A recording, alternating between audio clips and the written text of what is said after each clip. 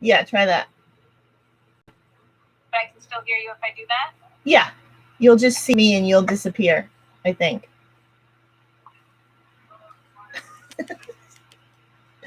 Okay, so that was my sister Erin. She wanted to just pop on for fun. And she's such a fun person. She has a wicked sense of humor. So luckily she was on her best behavior. So this morning, it's beginning to look a lot like Christmas.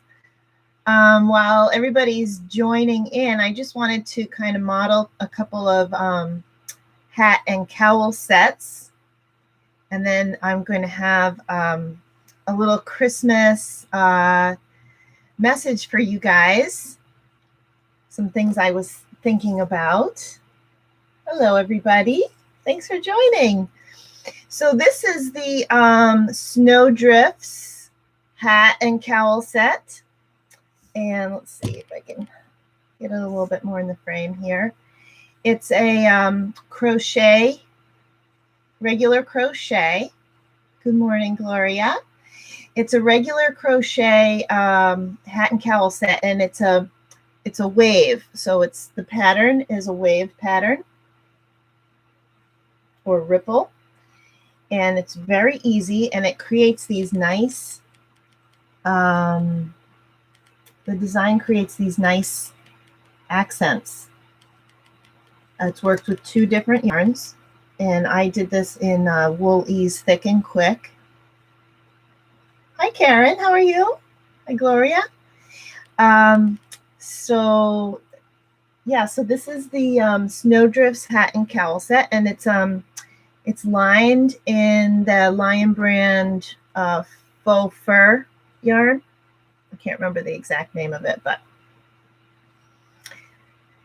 and that's optional, so you don't have to line it if you don't want to, but it's very easy. They're both worked in the round and very simple.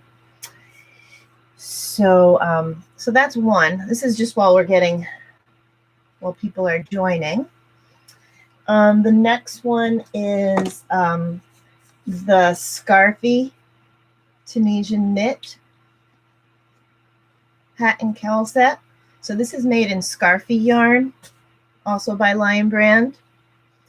And this yarn is got wool in it, and it is just so soft and squishy, and it's just, oh my gosh, it's probably one of my favorite sets. I wear it all the time. And they're made flat, the instructions. So I have a tutorial on how to do it and a pattern, and by the way, all my patterns are on sale right now for the year-end sale. Erin lost sound. Just you'll just need to you might have to go in and out and turn your sound on in Instagram. It might be just muted. So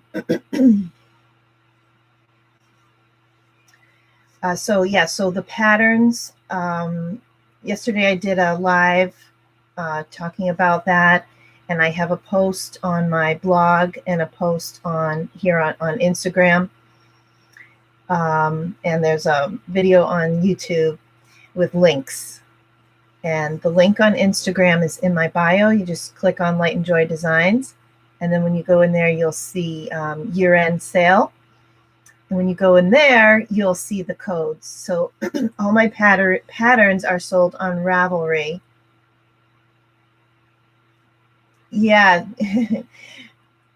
Karen was saying this hat is like a Christmas tree. It is. It's kind of like one of those white decorated Christmas trees. So on Ravelry, you would use the promo code, and the promo code is at my blog and also in the Instagram post. So you can find it in both of those places, and there's links to my Ravelry page there as well. Okay, good. Erin's got her sound back. So all my patterns, if you use the promo code, are $1.50. So they're 34% off. That's for the PDF, and with the PDF, you get the extra, a little bit extra. You get the charts, and you can save it to your phone or your computer or to your Ravelry library, so that you can access it easily whenever you need it. And then if you buy 8 or more patterns, they're $1.25. And that code's there too. And the other thing that's on sale is my online Tunisian crochet course, where you learn from basics all the way up to some really pretty cool Tunisian lace. And it's designed for beginners. So like I literally hold your hand and walk you through it all the way, learning from the very start. We start with a very simple square, and you learn, the basic stitches, and then, then we learn how to put them together and make some really cool designs. So, and that online course, and again, the link to that is is basically on my blog. It's on my website, lightandjoydesigns.com, under the year-end giveaway post. And when you buy that, if you buy that course, it's discount, it's 50% off, it's $10. You own it for life. It keeps your place at all times. So, when you come back to it, you join right back in where you left off. And I have a money back guarantee. So like, let's say you try it and you just don't like it, you hate it, whatever. It doesn't matter. You can get your money back, okay? I don't want to take anybody's money who's not loving it. All right, so you've got nothing to lose. And hello,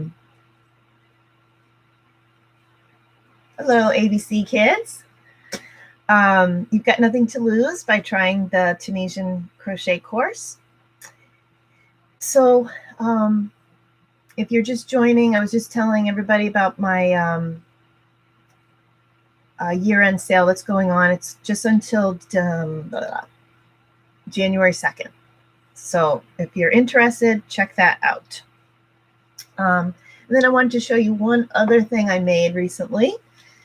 And this is the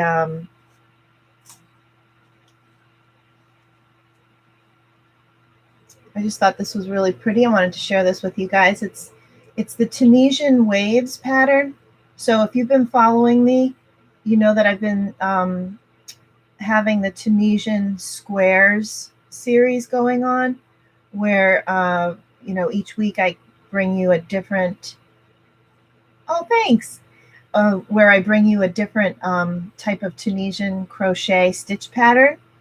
And this was the first one, Tunisian waves. So the Tunisian squares series is going to eventually have a bunch of modular patterns where you can take these squares and make like a blanket or a poncho or scarf, or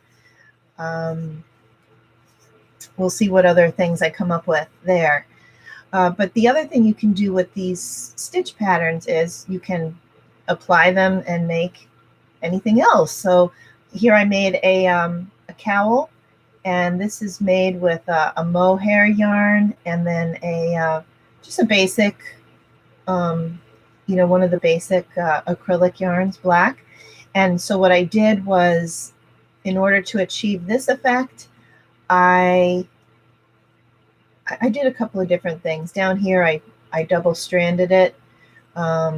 But what I did was, for the black, I used a Tunisian hook that is 2 sizes smaller than the hook I used for the center part.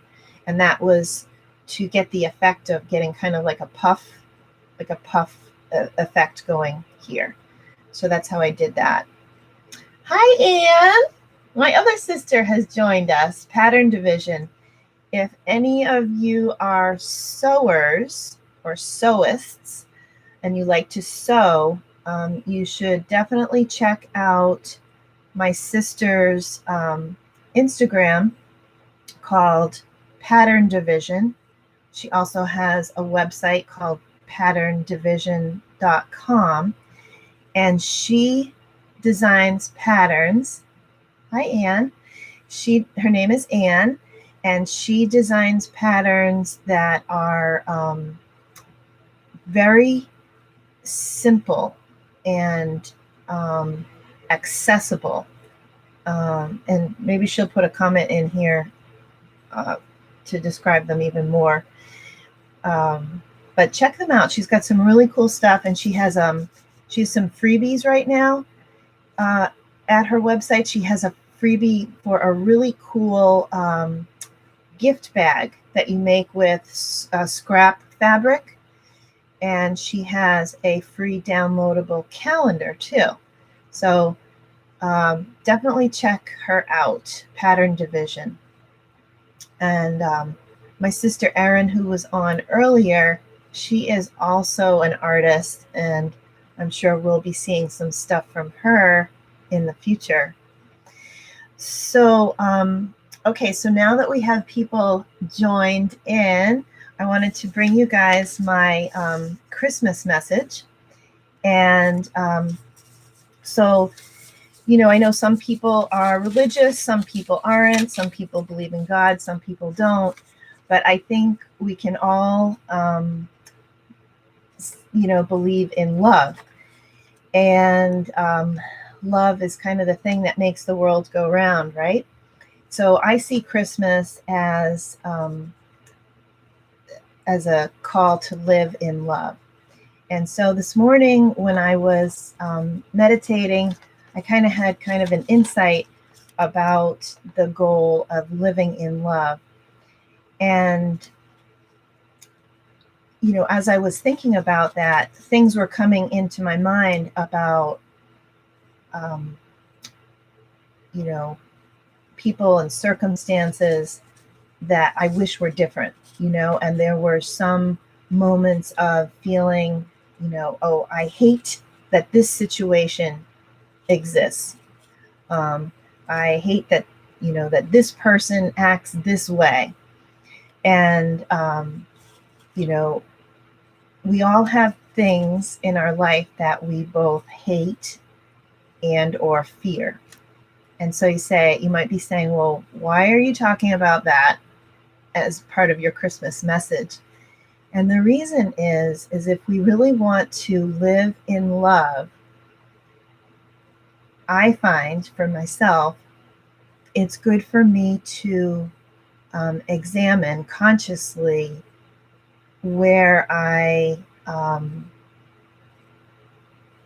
you know, where hate comes up. And, you know, you can be the nicest person in the world and still have those moments where I hate this, I hate that, I hate how this person is acting in the world, I hate this situation. I mean, many of us probably hate many things about the COVID situation. You know, we may have people in our lives or people outside of our lives, you know, in the political realm that we may at times feel hate.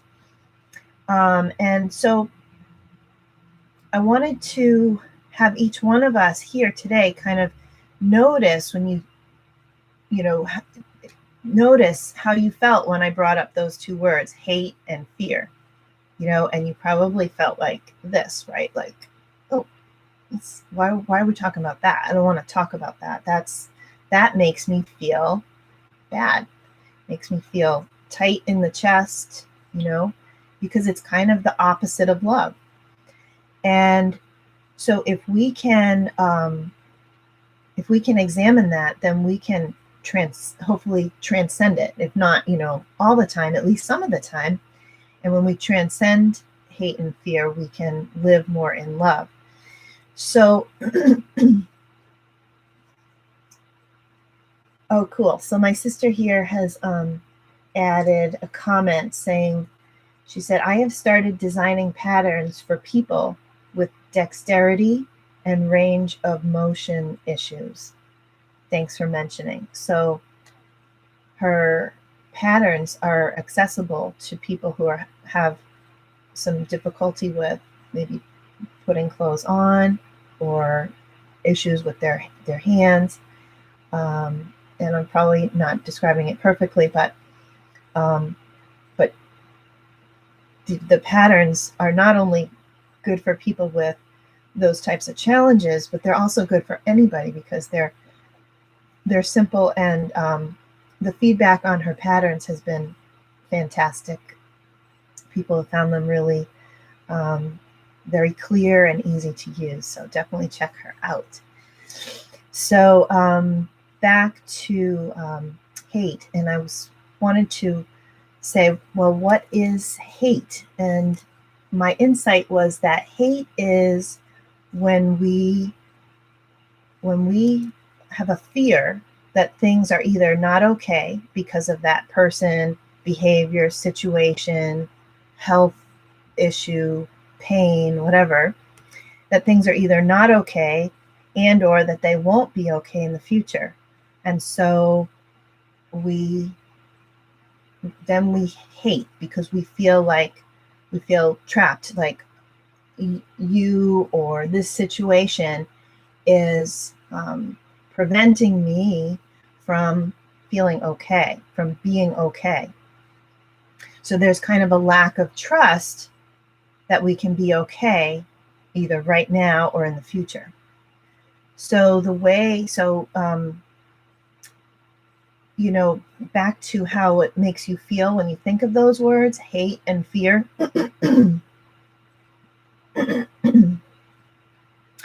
How does that make you feel when you think of those words? What kind of, how does it make you feel in your body? Feel free to type in a comment and join me in the discussion. How does it make you feel in your mind when you think of those things?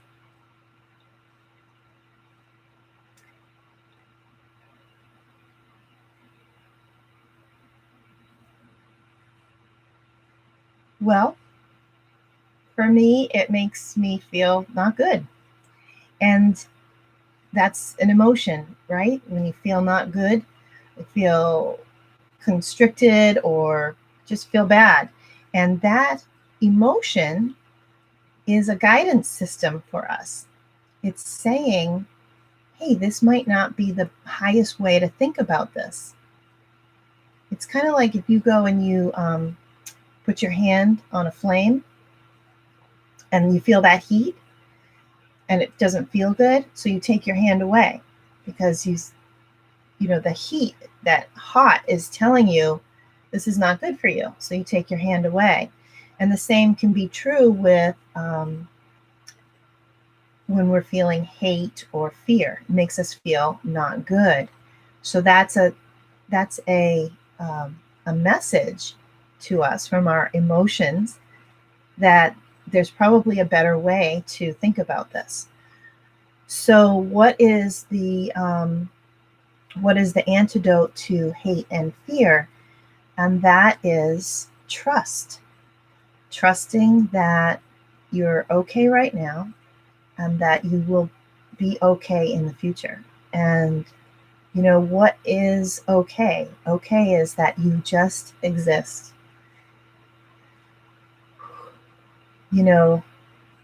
Phenomena, things in our life, people, behaviors, pain, illnesses, they come and they go. Even if you have chronic illness, symptoms, they come and they go, and everything is always in a constant state of change.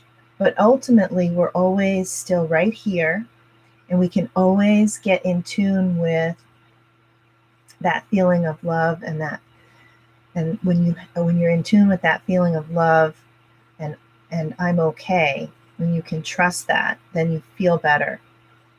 And the idea of not being okay is a story, and the not okay stories can be all kinds of things, like I'm not okay because this person betrayed me. So I am not okay. This person betrayed me. I am not okay because the political person that I wanted to win didn't win.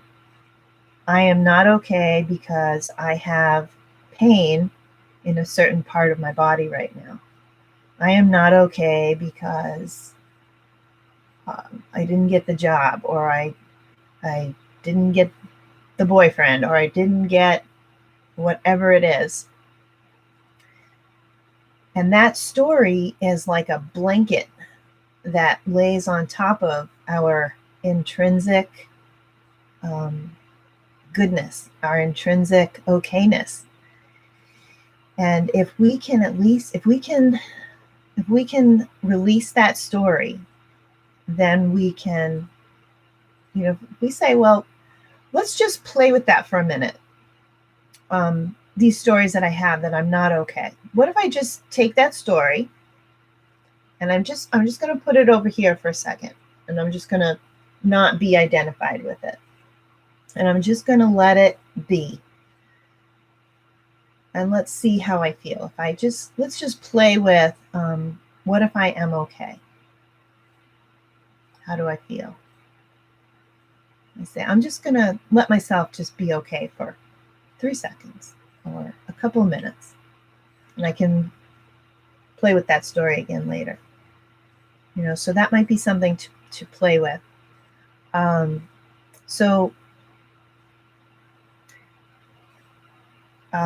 When we release our stories of not okay, then we can surrender and trust. And that's when you feel what? Peace. You feel that peace. I mean, I don't know about you, but I feel it in my chest. I actually had I don't talk about this a lot, but I had double mastectomy 6 years ago. And so ever since then, I feel things in my chest. I feel good or bad here. And so I'm just very sensitive. And when I surrender and trust, I just feel this really good feeling here. I'm just very in touch with it. But everybody can be in touch with that feeling in your heart.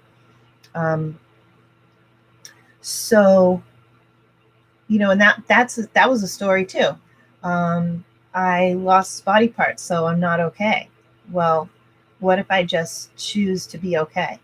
And that's what I've eventually done, is I just said, I'm not going to live in that story. I am okay. I'm still here. You lose an arm, you're still here. Even if you take it till the ultimate, the thing that everybody's afraid of is death.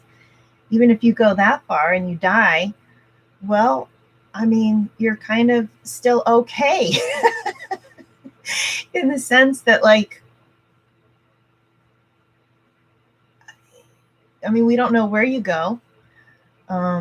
People have different beliefs about it, but everything is going to keep going on. Life keeps going on. So it's really not worth worrying about.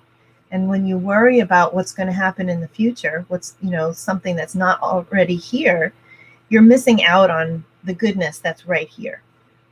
So how do you trust? Well, you just let go and you surrender to, feeling good. So maybe you surrender to love. You think about the things that make you happy and surrender to those things. For some people, it might be surrendering to higher power, to God, or maybe it's just to the feeling of love and love for, you get in touch with that by thinking about the people that you love. Some people might say, well, when if I go to trust or surrender, that makes me feel anxious. So no, I don't want to trust. I don't want to surrender. And the reason why you feel that is because you haven't fully let go. It's kind of like if you've ever, if you remember, or if you've taught a child how to lay back in the water, lay on your back. you have to surrender in order to do that. You have to literally just relax and lay back in the water, and then you will float. You effortlessly. You don't have to do anything. And so the child who doesn't trust that, they're starting to lay back, but they're holding on to their mom or to their friends, or their teacher. Yeah, you can't control it, or you can't change it. Move on from it, right? If you can't control it or you can't change it, move on from it. Yeah, that's right, Karen. Very good. So if you're like that child who's, you're encouraging that child to lay back, and they're like, I'm trying, but it's not until you fully surrender that, and when you do, and you lay back in the water, and you're laying on your back, and you're not having to do anything, and you're floating, what's that like? What does that feel like?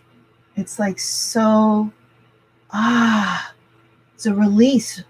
All that tension, all that anxiety. Oh my God, am I going to die if I lay back and I surrender? And you do it, and lo and behold, everything's okay. So if we can try doing that in our mind, and surrender and trust, we could potentially transcend hate and fear. Because really, hate is just a derivative of fear. It's just Tony May Crochet says, I sink, LOL.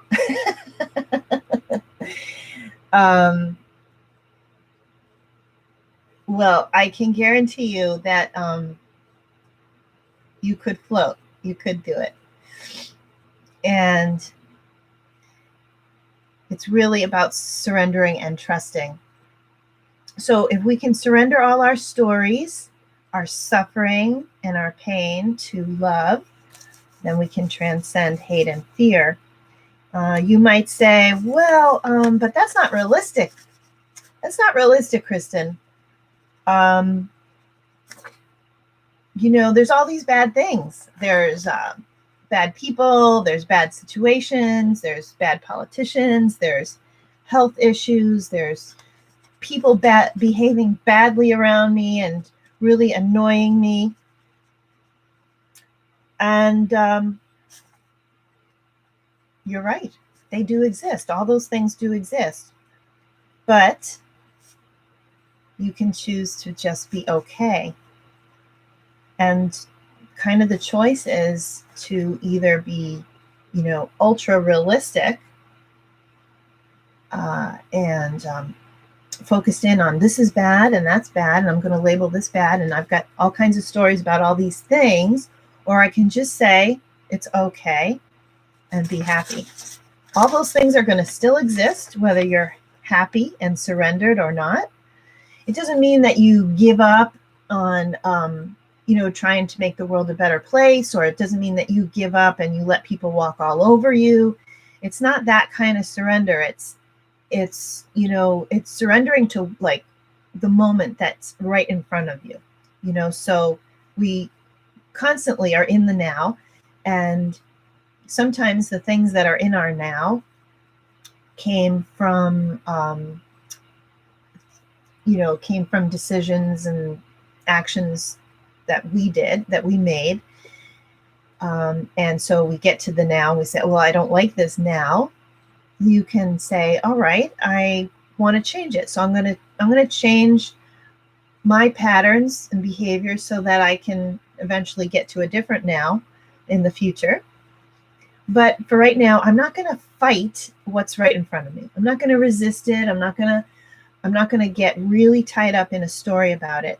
I'm going to realize that I can just be okay, even when everything's chaotic and a mess all around me. So I'm going to wrap it up here.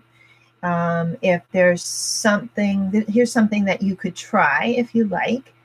And that is when you notice that a fear arises or a feeling of hate. Maybe you're watching the news and something triggers you, or you're scrolling through Facebook and you see somebody talking about something that makes you feel, oh, I hate that, or I hate that person, or I hate how that person acts, or whatever. Ask yourself, can I just drop the story of me not being okay because of that thing? And can I just be okay right now? Can I just let that be? And if there's things that I can do to change it in the future, I will, identify those things and start doing them. But for right now, I'm going to make the choice to be okay. And even things like pain and suffering don't have to mean that we're not okay. That one can be really hard. But nothing lasts forever. Even pain and suffering comes and goes. And the story of not being okay, it squashes our intrinsic power and okayness and happiness, which is always there. You can always get in touch with it. And it's a little bit of a habit. We were taught, it's partly kind of like the human animal, it's part of our genetic heritage to worry and identify problems. And then, it's kind of like the survival instinct. But we then have, in the modern day, gotten just, and especially with social media, our stories have become really dramatic and persistent and constant and always there. The drama. Let's see if we can, for little bits of time, remove those stories, let them go, and just choose to be okay. Even if it's just for a few seconds, just take a few deep breaths, and to live in love and trust and surrender to just what is, that everything is exactly as it's supposed to be, that you're exactly where you're supposed to be, and that good things will be coming your way. And I have found for myself personally that as I have surrendered more and more in my life, like this kind of way of thinking, that my life has gotten so much better. It's I think it can be very difficult for us to believe that the mind can be that powerful in terms of, how our life unfolds. But it has really been true for me. It doesn't mean that, crap doesn't come up for me sometimes. It still does. But I try my best. I'm not perfect, but I really do try my best. And I've gotten a lot better at surrendering and trying to let myself be okay, drop those stories.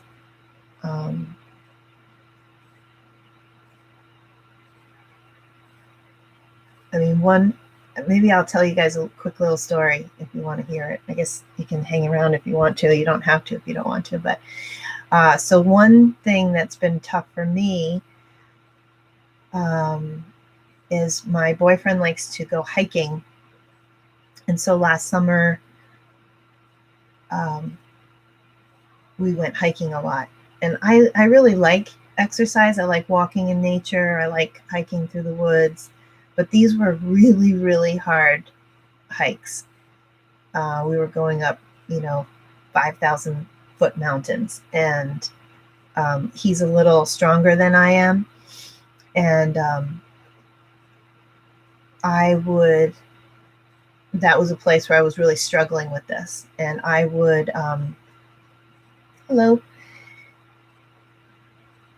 I would get really inside the stories in my head. We'd start hiking up these mountains. It's going great. And then I would start to, the fatigue or the challenge would really start to set in. It would become really challenging. And when that happened, I would start with the stories. And the stories would be like, what's wrong with me? Why are all these people passing me? I stink at this. You know, my boyfriend is probably thinking, why is she so slow? How can she be so slow? What is wrong with her? You know, putting in my mind, I'm putting down my body. I'm just being super judgmental. And as I'm doing this, I'm just becoming more and more suffering, just so suffering. I was just really piling on. And, we would get to the top and I would say to him, oh, the whole way up, I was thinking these things. And he would say, Chris, you're crazy. Why were you even thinking those things? He's like, I never think those things about you. I never think, why are you slow? He goes, I love the pace that we walk at. And so that's something that, I don't know why that's so ingrained in me, but I'm working on getting rid of it. And of course, now he's asked me to go on a winter hike. So wish me luck. With snowshoes and micro spikes. And honestly, like, it's something that does kind of excite me. I do like the idea of it, but I definitely have these stories and they hold me back. So, I can, for everybody out there who's saying, like, I can't do this, I can't drop my stories, I get it. I have my stories too. I mean, granted, like, that's like a nothing story. That's not a big deal. But the way I look at it is, I'm going to go and I'm going to do it. And I'm going to challenge myself to, just God, I go for walks every day. I need to just think of it as just another walk. It's just a walk in the winter. It's just a walk in the woods. It's just a walk up a mountain. And I'll just do my best and not feel like I have to be an expert mountain climber, and just enjoy it. So I'll check back with you guys and let you know how that goes. Anyhow, if you guys have any things that you've been, stories that you've been trying to conquer and get over, if you want to share them, that would be cool. Share them in the comments. Maybe something you've gotten over, and any insights you have about fear and love and hate and all that stuff. Anyways, I think I'll just wrap it up now. So anyways, I hope that you all can transcend any fears or things that annoy you to the point of, maybe hate is a strong word, but hopefully you can transcend those things and live in love for Christmas, because love, showing up in a loving state, is the best gift that we can give to anybody, that we can give to ourselves. So I wish you love and peace on Christmas and all the days of the year, and I will see you again soon. Thanks for joining. Bye-bye.